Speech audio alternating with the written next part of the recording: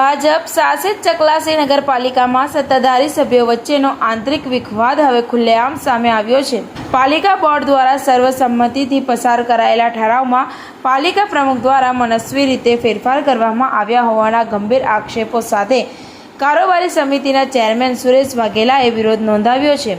મળતી માહિતી મુજબ વરસાદી પાણીનો યોગ્ય નિકાલ થાય અને પાણી જમીનમાં ઉતરી શકે તે હેતુથી ચકલાસી નગરપાલિકા વિસ્તારમાં 5 અલગ અલગ સ્થળોએ રિચાર્જ બોર બનાવવાનો ઠરાવ બોર્ડ બેઠકમાં કરવામાં આવ્યો હતો, પરંતુ ત્યારબાદ પાલિકા પ્રમુખે બોર્ડની મંજૂરી વિના પોતાની રીતે રિચાર્જ બોરના સ્થળોમાં ફેરફાર કર્યા હોવાના આક્ષેપ ઉઠાયા છે। કારોબારી સમિતિના ચેરમેન સુરેશ વાઘેલાએ સીધો આક્ષેપ કર્યો છે કે પાલિકા પ્રમુખે આપ ખુદશાહી ચલાવી મૂળ ઠરાવમાં ફેરફાર કરી નકલી ઠરાવ તૈયાર કર્યો અને સ્થળોમાં બદલાવ કરી દીધા। આ મામલે તેમણે પાલિકાના ચીફ ઓફિસરને લેખિત રજૂઆત પણ કરી છે।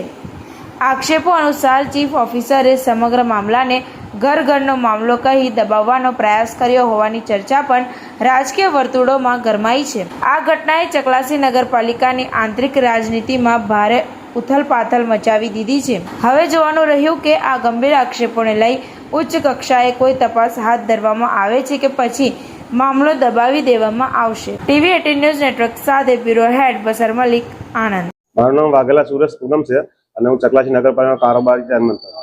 વિરોધમાં એવું છે હકીકતમાં કે રિચાર્જ બોર 5 પહેલા બનાવવાના હતા। રિચાર્જ બોરની જગ્યા જનરલમાં ઠરાવ કરીને પસંદગી કરેલી હતી અને 5 બી થયેલા, પણ જે દાડ ટીએસ વહીવટી લેવાની આવી તે ઘડીએ પ્રમુખ સાહેબ દ્વારા ગેરકાયદેસર બીજો ઠરાવ કરી અને જગ્યા બદલેલી છે। કોઈ કાઉન્સિલરને પૂછ્યું નહીં, આ ઠરાવમાં એ પેલા આગળના રદ કર્યા નહીં અને આ રીતના જગ્યા બદલી અને ગેરકાયદેસર રીતે બીજા બોર બીજી જગ્યાએ લઈ લીધા છે। પોતાની જાતે કોઈ ખબર જ નથી। આ તો જયારે કાગળ પેલા બનાવાયા તે ઘડી મને ખબર પડી કે હા ભાઈ જગ્યા પસંદ કરી હતી તો અહીં કેમ બન્યા, તો પ્રમુખ સાહેબ કે મને ખબર નહીં તો એમની સહી કેમ નહીં આવી, આ ડુપ્લિકેટ ઠરાવ કેમ ન બન્યો। જનરલ મીટિંગમાં બી આ પ્રશ્ન ઉઠાવ્યો મેં અને લેખિતમાં મેં રજૂઆત કારોબારી અત્યારે લેટર પર કરેલી છે સીઓ સાહેબને। એની તપાસ કરવાને બદલે અઠવાડિયા અંદર એમને બિલ પણ ચૂકવણી કરી નાખી છે। આ માનસિકતા કેવી છે?